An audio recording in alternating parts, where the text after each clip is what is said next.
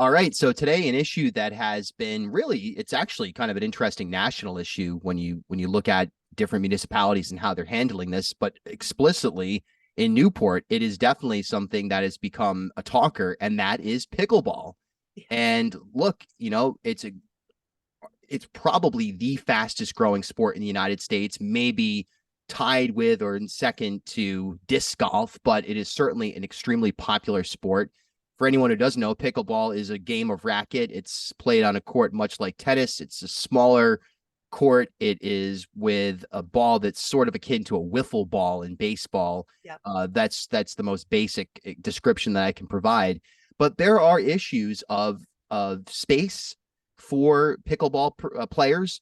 And there are other issues, including noise and quality of life issues that have been raised by, unbelievably, this is a thing, but opponents of pickleball. So joining us this week here on the Newport This Week video podcast is Sandi Warner, who is the president of the Friends of Newport Pickleball. Good morning.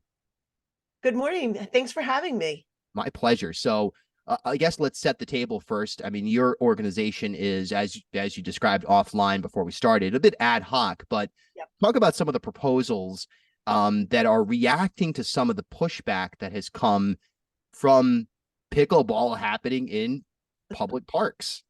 Yeah, and I think you really you teed that up really well. Pickleball was invented in some guy's backyard, and I probably should know his name. And it was designed to it was sort of put together to entertain his bored kids. And it's a mix of ping pong, badminton, and wiffle ball, sort of. And it uses an enlarged type of ping pong paddle. If you've ever played ping pong, you know that they have like a cardboard waffle in between the two sides, and the ball looks very much like a wiffle ball. And what happens is when you really hit the pickleball correctly in the sweet spot, it really gives quite a thwack. And it's a very it's a common sound that goes with pickleball. And as pickleball's grown, Rhode Island right now just got ranked by one of the pickleball magazines as the second fastest growing state in the nation, for people playing, adherence to pickleball, people joining pickleball. And so that creates, particularly in our colonial era states and towns where we don't have a lot of space. And in Newport, our most popular court is right next to some houses. And so the pushback that you mentioned has been that it gets noisy. It's noisy for the people around it. So that's what we're dealing with right now. Yeah, I recall just a few weeks ago on WPRO radio, I had Mayor Zai Kamsavorivong on, and he actually talking about this particular issue. And to sort of set the audio background, so to speak, he was standing next to the pickleball court that you just described, and through the phone, you could absolutely hear the sound of the ball. And you go from having no idea why this is an issue of contention to understanding why somebody who's in a residential area might say, yeah, I can't take this. There's an element of annoyance that comes with the sport. So that it is a reasonable discussion for sure. It's not to dismiss, although it's unfortunate because it's a popular sport and it gets people outdoors and in a social environment, exercising, and it is what it is. So most recently, after a series of recommendations by your group, the Newport's Tree and Open Space Commission recommended the continuation of pickleball on the public courts as a long-term solution is sought by the city. So right now, it looks like everything's going to stay as status quo, but there are all kinds of possibilities for where this could go. Maybe it's the private sector, not unlike golf or bowling, where a facility is built indoors. Maybe there's a hybrid model with some of the school gyms. But at the same time, you like the thought of it just being available in public parks. Talk about that. So one of the things we do see a lot of in direct reaction to the issues of smaller communities, from Florida, where you can go and see 30, 50, 80 courts together, to up here in the small areas where it's just 1 to 3 courts. We are seeing a real burst in the market of private pickleball clubs. There are 2 in Rhode Island that I know 2 actual clubs. There's Little Rhodey over in North Kingstown, and then there's Ocean State Pickleball, my club over in, not mine, I don't own it, but I play there. in Wakefield. The problem with that is this, there's not a problem with that. It's the reason that is not the ultimate solution is that so many people, young and old, want to just go out and play for an hour in their local athletic park. And we at Friends of Newport Pickleball want to try to create that ability for locals. We are completely in agreement that it is challenging for houses that live right next or that are situated directly next to a pickleball court. I was funny. I was the one playing when Mayor Shai was on the phone with you because I was chatting with him before you guys connected. And that was us playing. And we were just one or two groups down there at that time. But quite often, there are large text chains and there are apps that all the pickleball players use, and they'll just throw together a foursome in a matter of text, and people will go down and play. And then we also have groups that play every morning. So from the commercial aspect, I think we're going to see a tremendous growth in indoor clubs, but I don't see that supplanting the just municipal athletic side of it. Our own rec center, who has been really gracious in their time and their efforts to work with us on this, they teach pickleball every spring. And so more and more people go out and learn this sport. And the really cool advantage of this sport is that someone who's really in good shape in their 30s can be spanked by somebody who's 80. Right. Probably the best pickleball player in Newport is my very own Auntie Lynn. It's Lynn Eagles. And she's 80 years old. She just turned 80 this year, and she's widely regarded as one of the best players. And this is a sport that has a low bar to joining it. You can buy a pickleball paddle for as cheap as $20. And if you can go play, I think some of this surge we saw in that is people had been cooped up in their homes for so long. We had this tremendous bitter political rivalry where nobody could have a conversation with each other.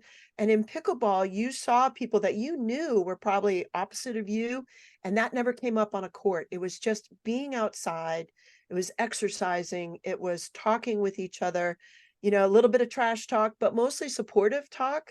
And it really created this sense of community that was missing.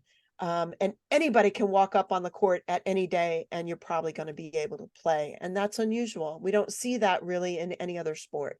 Right. And that's the unifying power of sport at the Correct. fundamental level, which is something Yeah. as sport has become at the youth level and even at Yeah. the professional level, it's become something that almost loses some of that magic and some of that community feel.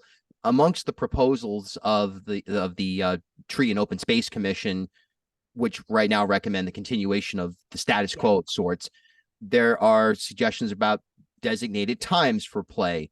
There's Yep. suggestions about elimination of loud music or round robin style or similar organized play.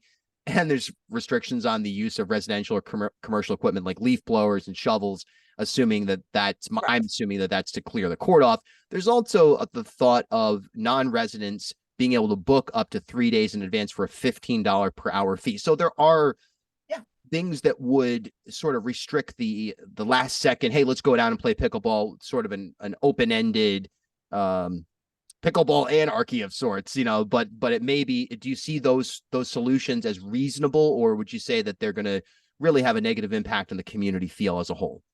Currently, I think it was 2 or 3 years ago that there are specific times that pickleball is allowed. It is not allowed. I think it starts at 8:30 on weekdays and ends at 7. And on Sundays, you can't play until 10 o'clock. Now, the locals know this. We have spoken with Trees and Open Spaces as well as the rec committee that we often will be on the courts and non-locals will go out and play earlier. And so we are self-policing. The restrictions against snowblowers, I know that sounds really crazy, but it's to dry the courts after fog. I have in 2 years, I've never seen anyone have those, and we are all well aware of it because we do play year round. And what most of us do is we carry old towels in our car and we'll dry up the courts. We might have a broom and we'll sweep off the courts, but we're not allowed to have any electric music. I've never heard any down there. At least with the basic crowd that we have, we are seeing a younger contingency come in, but I've never seen them have music either. So no, I don't think this is going to restrict it. I think it's interesting to note that many visitors to the town, and of course, Newport is so tied to its tourism dollar. We often get hotel in the summer. It's on a near daily basis. You'll get hotel guests coming in, and we rotate them into the game. There is a strong sense of Newport hosting their guests and the Newport players wanting to host these people coming in from out of town. I invariably will see someone from Newport go up to a face that they don't know. Hey, are you visiting? Introduce themselves and make them feel very welcome. Something that we don't really see in every community. So that is something that the players here have taken upon themselves to make it a very open and wide-ranging sport. And again, we do see that wide variety of people. One thing that we are seeing in many schools, I don't know if it's happening on the island yet, but pickleball is becoming an in-school sport. So we mentioned to Trees and Open Spaces that perhaps where on the north end where the skate park is going, there is room to drop in 8 courts up there. I learned from Mayor Shai that over 60% of all the children in Newport live in the north end. Right. So if we could add to that outdoor space, they've just opened basketball courts there, the skate park is going, and if the pickleball court could go up there in that northwest corner, it's away from housing, that actually should provide an incentive for a business to come into that area with a well-maintained athletic park that offers a variety of sports with parking. And I think, at least from the response that we've had from friends of Newport Skate, that we would have a great interaction between those people. And if all the kids are living up there and we have free parks built and maintained by the city right there, then the kids have access to those parks too. Currently, most adults in our group, most of the people who aren't in school, play between 8:30 and 10:30 to 11 when the kids are in school, and then maybe again at 4. So the kids would have that available to them. Yeah, no, it's absolutely really good idea to tie it into the basketball courts that just open and to tie it into the skate park. I don't actually know the geography of the layout. I wonder if residents up in that area, which are traditionally way less heard in terms of their needs, would have similar reaction to the noise and say, geez, this is annoying, but then not have the same sort of bully pulpit that some of the people in other parts of the city have. So I think that's something obviously important to look at. One last question here, because this was the interesting aspect in New York, where pickleball has also exploded. There's been contention between pickleball players, basketball players, tennis players. I know my mom's a big pickleball player down in Florida, and she talks about sometimes there's contention between tennis players and pickleball. What's that dynamic like in Newport right now in terms of, the multi-sport usage? I know at the Hut, for example, there's a desire to have pickleball there, but that's going to interfere with youth basketball and boys and girls club programs or whatever it is. Can this all work together? Does the infrastructure sort of exist to serve everybody outside of pickleball who wants to use those facilities? Well, pickleball courts are really designed for pickleball. You can fit 3 pickleball courts on 1 tennis court. And pickleball, by its nature, is a rotating game among groups. Tennis is really the 4 people who are there playing, or the 2 people really just need their court for them. We have had mostly positive interactions. We have definitely had, I can think of one particular, and it was only one instance where tennis players clearly came down to play at a crowded pickleball court. When Newport has a lot of tennis courts, they chose a crowded weekend morning, and literally picked fights with pickleball players. But that's not the norm. I think what you would find is the pickleball courts are quite compact, and there wouldn't be interaction other than people watching. Like, balls aren't going to go on the skate rink, and they're not going to go or skate park.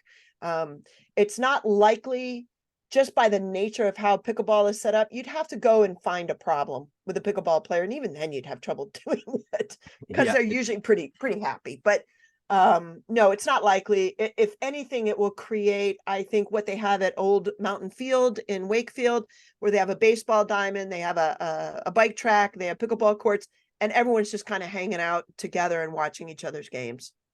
I love the thought of that. I think everybody would agree that that's an optimal scenario for the island. Yeah. No question about it. Sandi Warner, thanks so much for your time and good luck. Hopefully this, you know, the little bit of contention around pickleball is resolved because it's a magical game. It's a really great thing that's happening. It's a great game. Yeah. Awesome.